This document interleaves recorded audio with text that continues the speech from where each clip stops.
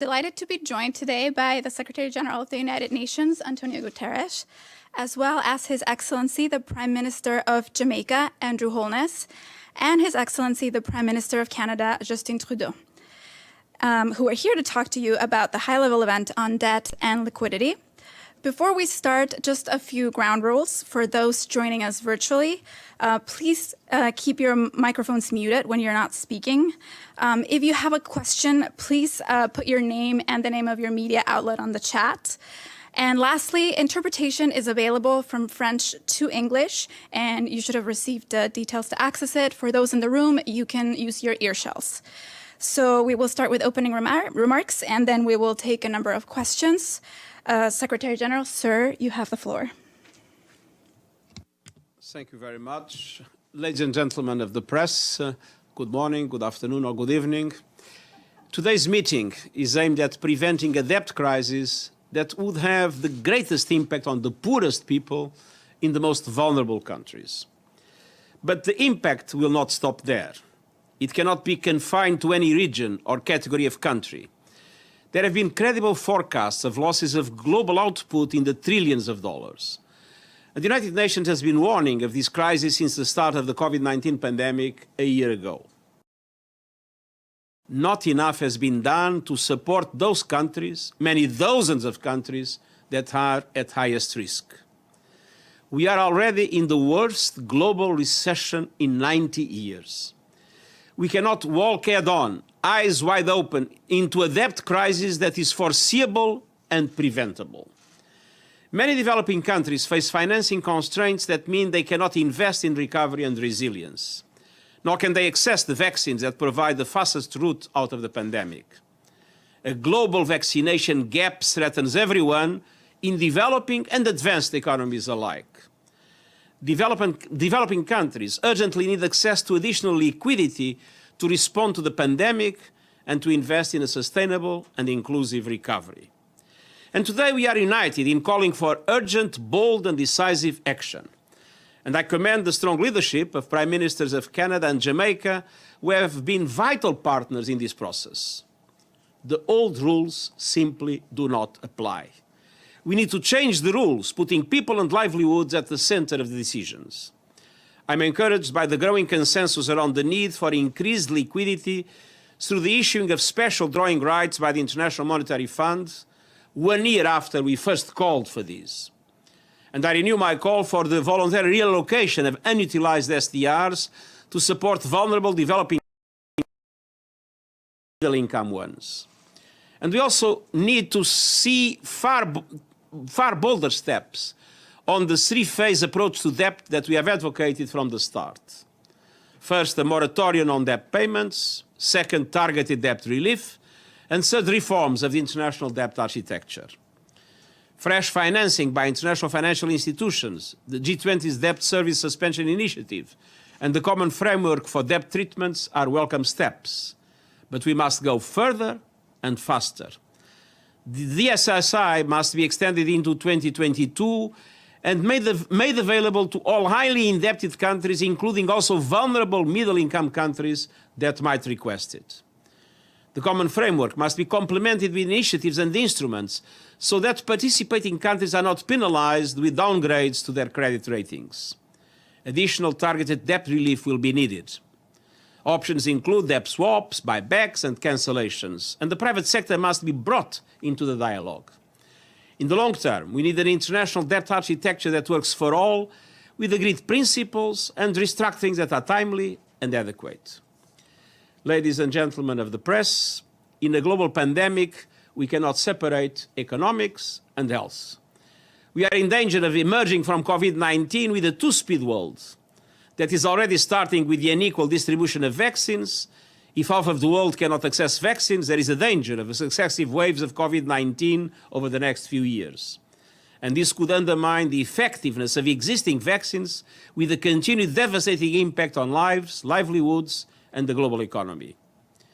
If we heed the lessons of the pandemic, we'll invest in safety and resilience, in strong global health systems, and in a robust financial architecture for the 21st century. And together, we can emerge from this year of terrible loss with new momentum and build a sustainable and inclusive recovery for all. Thank you. Thank you very much, Secretary General. It is now my great pleasure to give the floor to the Prime Minister of Jamaica, Andrew Holness. Sir, you have the floor. Thank you. Good day, ladies and gentlemen of the press.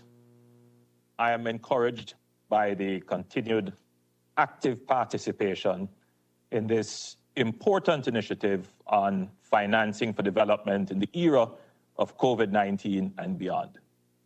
Countries are indeed fighting on all fronts to meet the multidimensional health, social, and economic crises created by the pandemic.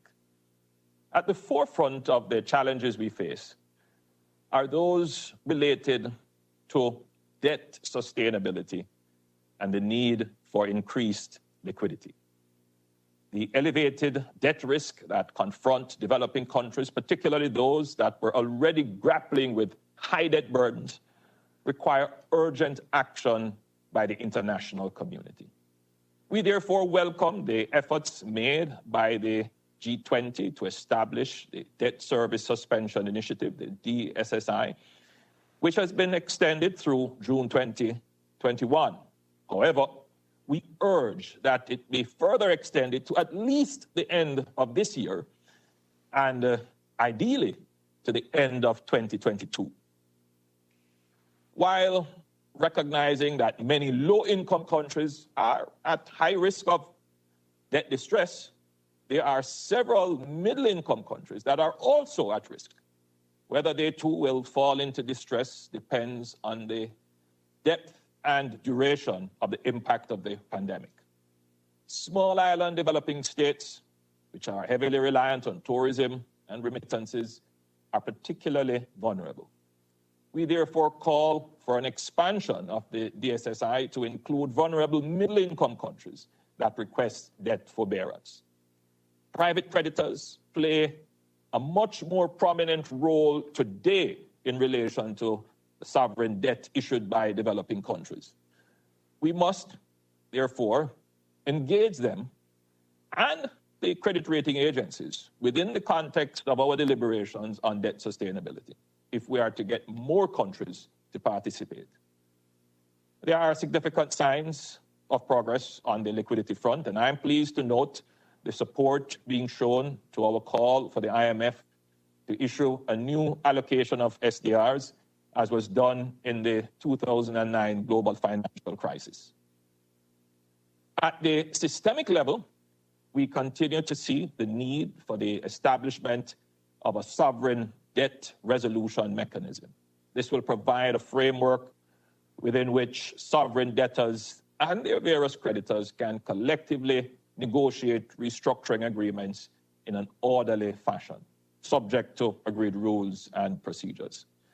Such a mechanism should include features that effectively address the long-standing problem of holdout creditors. Lastly, I emphasize the important role that can be played by innovative financial instruments such as debt buybacks and debt swaps, state contingent debt instruments, and specialized liquidity funds such as those proposed by Costa Rica and ECLAC. With that said, I look forward to your questions. Thank you very much, Prime Minister. I now give the floor to the Prime Minister of Canada, Justin Trudeau. Sir, please. Hello. Thank you. Hello, everyone. Bonjour à tous. As Secretary General Guterres and Prime Minister Holness have said, today we are holding another joint meeting on financing for development. I would like to thank the Secretary General for the support that he has provided to these meetings and the Prime Minister for his partnership in this initiative since last May. Our world has faced a pandemic, a global economic crisis, and the continued crisis of climate change. It goes without saying that these are very serious challenges on a very significant scale. Take the global economic front alone.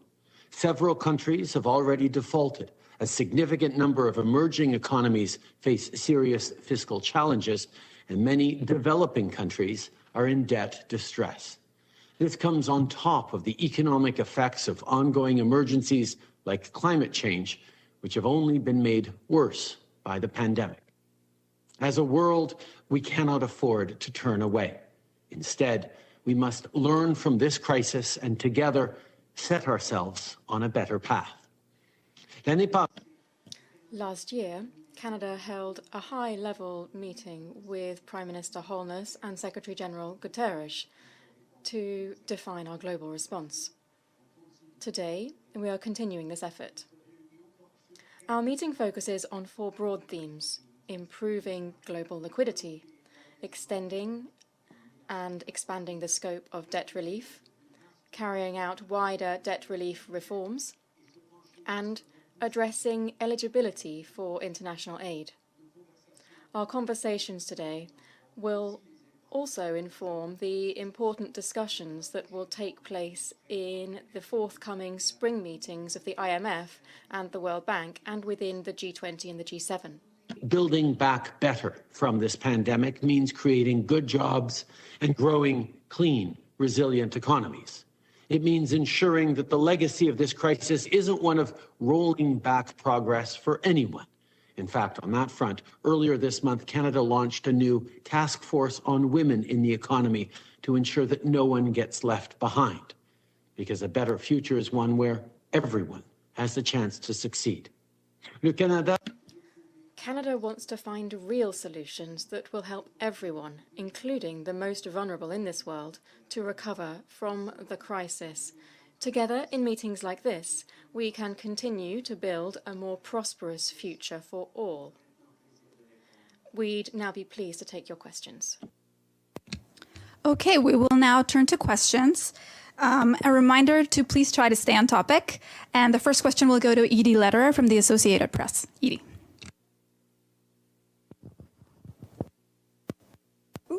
Thank you very much, Mr. Secretary General, Prime Ministers Holness and Trudeau, for this briefing on behalf of the United Nations Correspondents Association. Welcome, and we're delighted that you're here. I have a broad question for the 3 of you, which is, what are the greatest obstacles to achieving the kind of debt relief that you are seeking right now?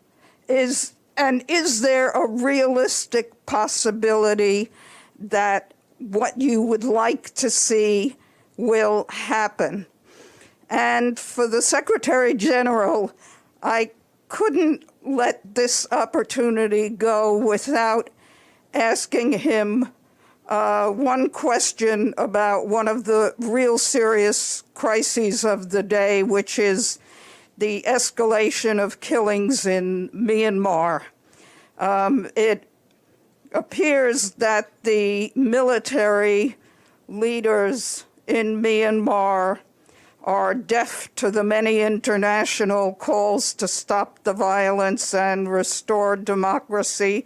And they've told your special envoy that increased sanctions wouldn't work.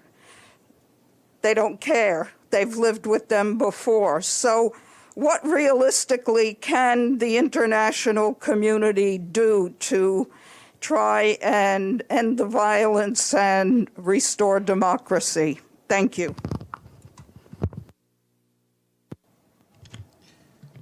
Well, thank you very much. I would start with this last point, and then we would go to the main question. I mean, what has happened in the National Day of the Armed Forces was absolutely horrendous. And I had the occasion to vigorously condemn it and to say that it is absolutely unacceptable to see violence against people at such high levels, so many people killed, and such a stubborn refusal to accept the need to liberate all political prisoners and to make the country go back to a serious democratic transition. The past system was not perfect, we know, but there's no comparison with the present situation. I mean, we need more unity in the international community, with more commitment in the international community to put pressure in order to make sure that the situation is reversed. I'm very worried. I see with a lot of concern the fact that apparently many of these trends look irreversible, but hope is the last thing we can give up on. If I may, starting in relation to the first questions. Well, power relations in the world are unequal. And what we have been asking relates to a very drastic change in power relations in the management of the global economy. And I believe that this initiative led by the Prime Minister of Jamaica and Canada has been an initiative in the front, pushing for what needs to be done. But this group that met today is not the decision-making group. We are saying what we believe needs to be done, and the truth is that it's starting to have an impact. The SDRs were a taboo. Now the SDRs are on the table, and they will be moving forward. I mean, aspects of debt relief are still, I would say, being done too little, too late. But the problems are more and more on the table, and we feel that at the G7 and the G20 level, in the boards of the international financial institutions, the IMF, the World Bank, our ideas are starting to germinate. So I believe our role is to go on telling the world what needs to be done, and hoping that progressively those that have decision-making capacity, and the presence of Canada in this group is very important, as Canada is simultaneously a member of the G7 and the G20, and the leadership of Prime Minister Trudeau has been fantastic in this regard. I believe that sooner or later things will be moving in the right direction. They are already moving in the right direction. We need to accelerate, we need to go deeper, but I have to say that more and more we feel that our role is extremely important, because we have been putting on the table all the serious problems, and I believe that those that are crucial in decision-making processes are listening and are starting to move in the right direction. Okay, I will go to Prime Minister Andrew Holness if he wants to add anything, and then to Prime Minister Trudeau. It depends on where you're looking from, your perspective as to what would be the most difficult task. But I think we can generally accept that solving this potential debt crisis as a side effect of the pandemic would really be determined by the level of ambition and commitment of the global community to cooperate and to act in an enlightened fashion to avoid the potential debt crisis, well, not potential anymore, the emerging debt crisis.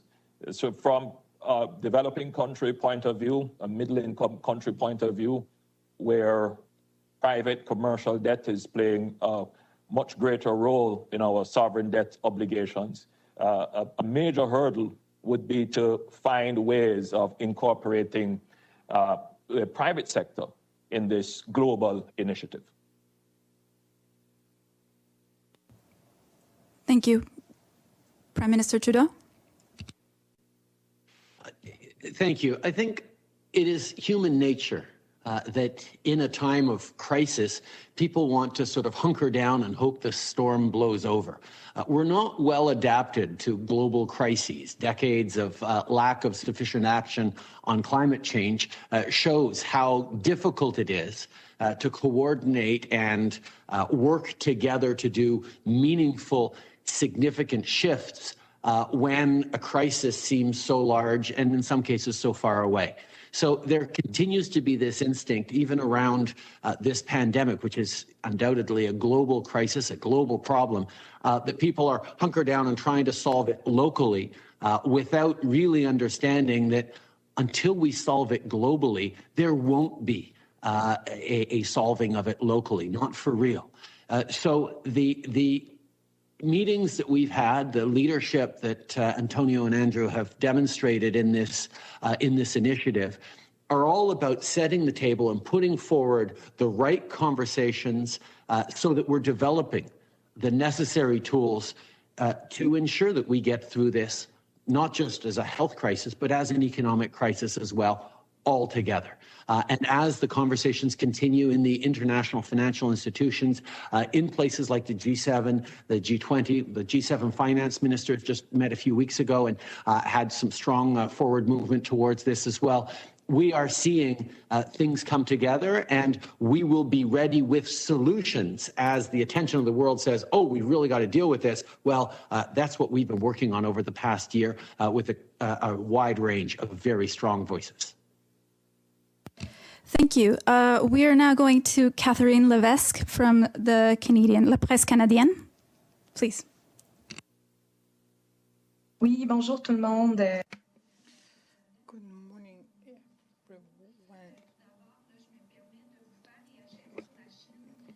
everyone. Mr. Trudeau, on China.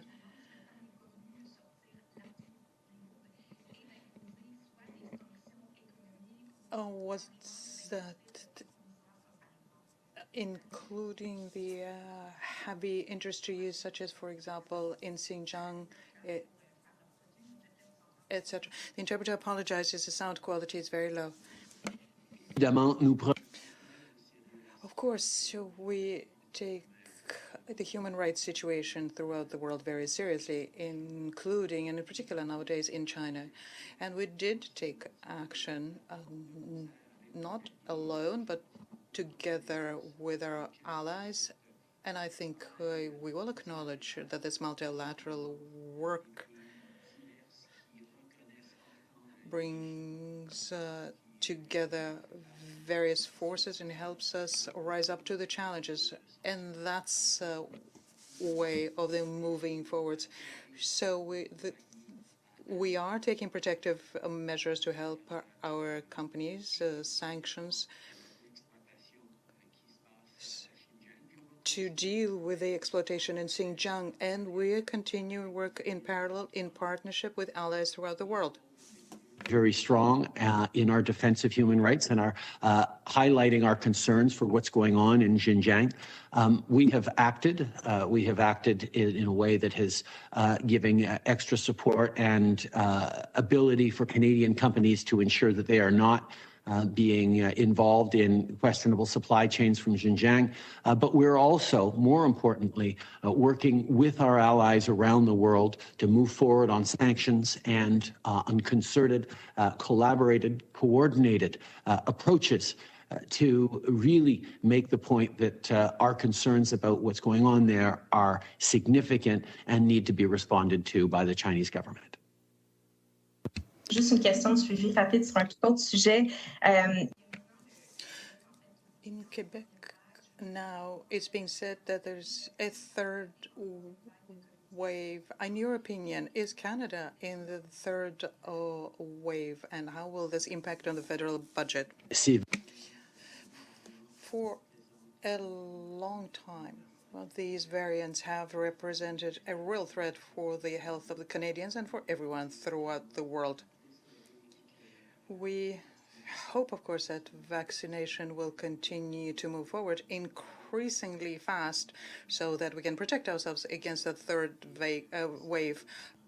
At the same time, we need to acknowledge that the new variants everywhere in Canada and elsewhere, and we need to react to that.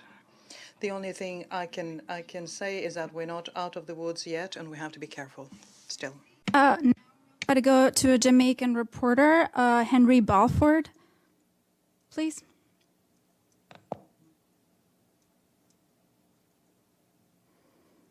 Henry Balford, are you there?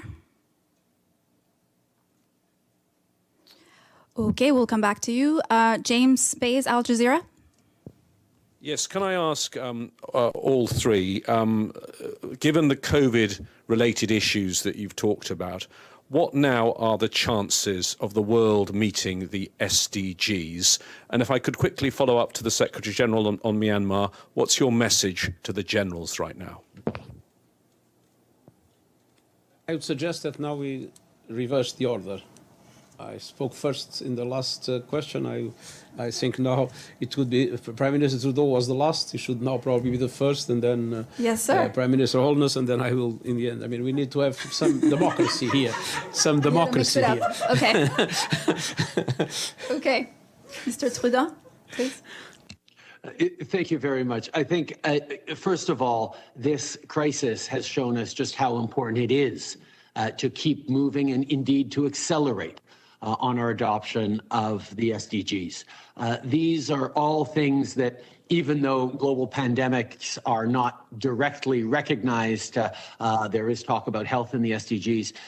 The challenges that this pandemic has highlighted, whether it's the impact on women and girls, the increased impact on the marginalized, the various health outcomes, particularly in the most vulnerable countries, the challenges of economic growth and opportunity. What we are seeing right now is a need for us to work together more and better than ever before. And that is what the SDGs are all about. And I think we will need to be accelerating our approach to meet the SDGs in time. I think the urgency is greater than ever before. And I believe that our capacity to achieve that, demonstrated by our capacity to respond, so many of us strongly to this pandemic, means that we're going to be able to do it if we set our minds to it. And I think the world is determined to learn from this terrible crisis on how to move forward in a better way for everyone. Thank you. Prime Minister Holness, please. In a strange way, I hold the view that whilst there may be some short-term deviation from the pathway of achieving the SDGs, that the world will quickly return to the pathway of achieving the SDGs, primarily because of the impact of the pandemic in health and education. And almost all developing countries will recognize that the recovery will depend on increasing their social spending on health and education, and to a significant degree as well for the development of broadband and digitization in their societies, which is why we're here discussing how can we finance this. Are we going to finance this through rising debt in how we've previously done it before in previous crises? Or are we going to take a more enlightened approach as the world in ensuring that there is even recovery, fair recovery right across the globe? So I'm optimistic based upon what I'm seeing and hearing in the international community. As the Secretary General said, this action, this initiative, our voices are being heard, and I'm expecting that we will see in the near future ambitious actions towards ensuring that the financing of the recovery and the emerging debt as a result will be managed in a far more sustainable way.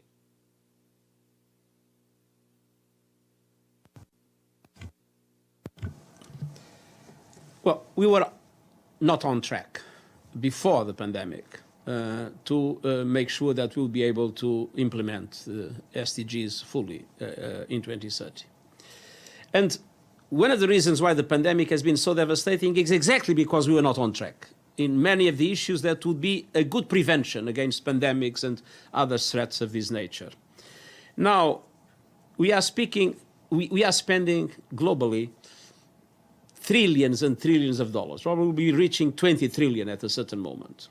Now, if this money is spent, first, in a more equitable way among countries, and second, to support an inclusive and sustainable recovery, we can accelerate the implementation of the SDGs. If this money is spent just to go back to where we were, we will not go back to where we were, we will be much worse. And this is the choice that, first of all, needs to be done at the global level in relation to equity, and in each country in relation to inclusivity and sustainability. And the picture is not yet clear. we are still seeing more investment in fossil fuels and in renewable energy. For instance, just to give an idea related to sustainability. And we still see that we are not yet investing enough in strengthening health systems globally in a way that could prevent future pandemics much better than this one. So it's not yet clear, but we can do it and we must do it, because the alternative would be a disaster, and there won't be an opportunity like this one. My message to the military is very simple. Stop the killings, stop the repression of the demonstrations, release the political prisoners, and return power to those that have the legitimate right to exercise it. Okay, we will now go to Man Al-Midi from the Canadian Press. Hello, Mr. Prime Minister Justin Trudeau. My question is for you. Will you work with Canada's rich allies to allocate more resources to poor and middle-income countries to avoid a deeper recession caused by COVID-19 pandemic? And what are the measures that you would like to see to support these countries?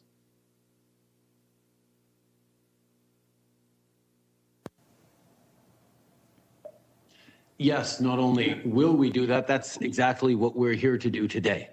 Canada, along with Jamaica and the UN Secretary General, have been leading these discussions on ensuring that our economic recovery be more equitable and more just right around the world. I think there are three main areas that we've been focusing on. One is liquidity.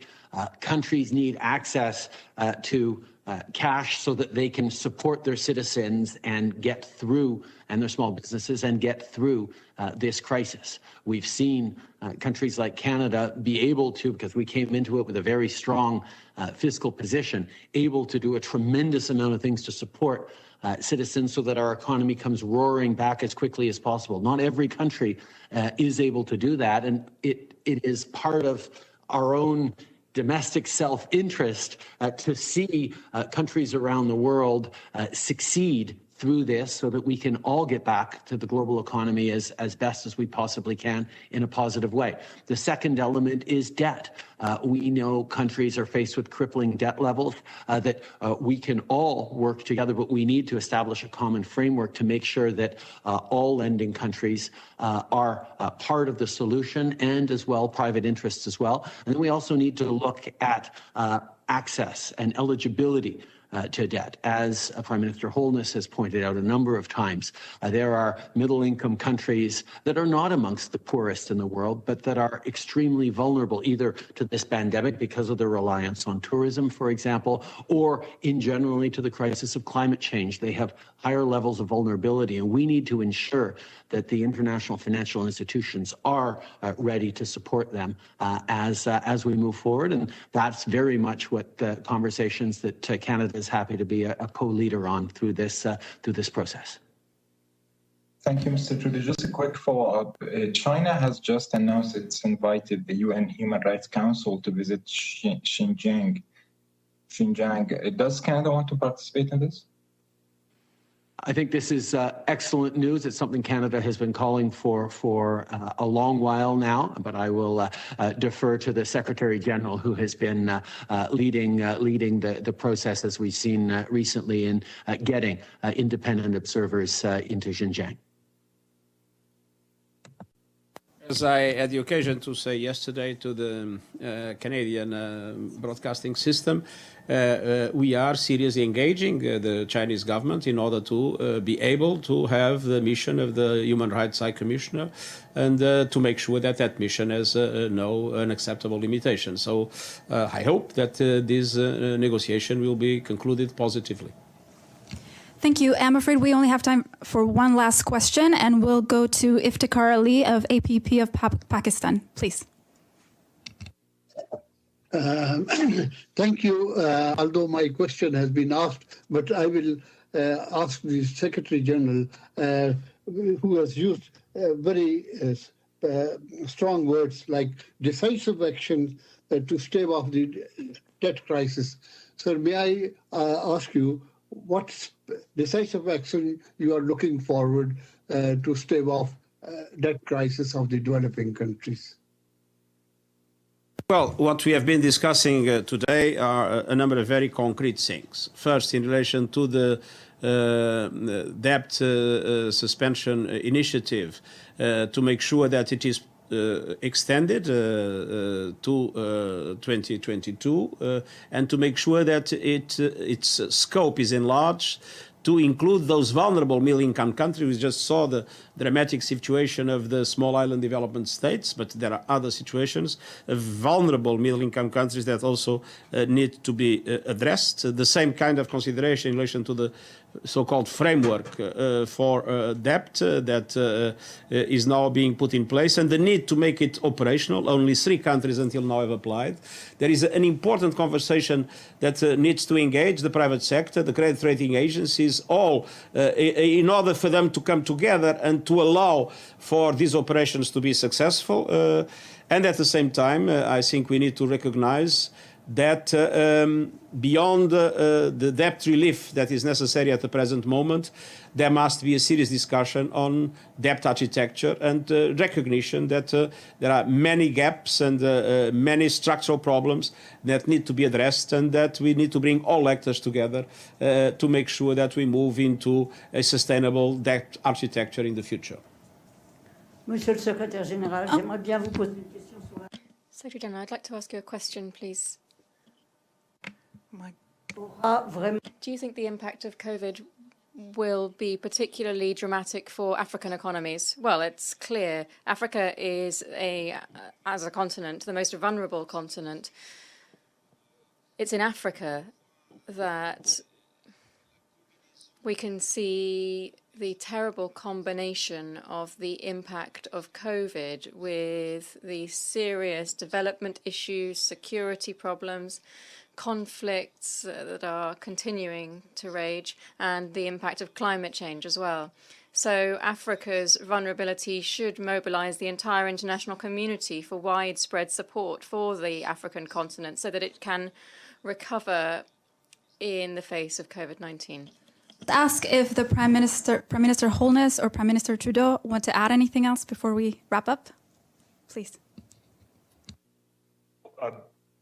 I believe that the world has the capacity to avoid this potential debt crisis if we act with ambition and urgency.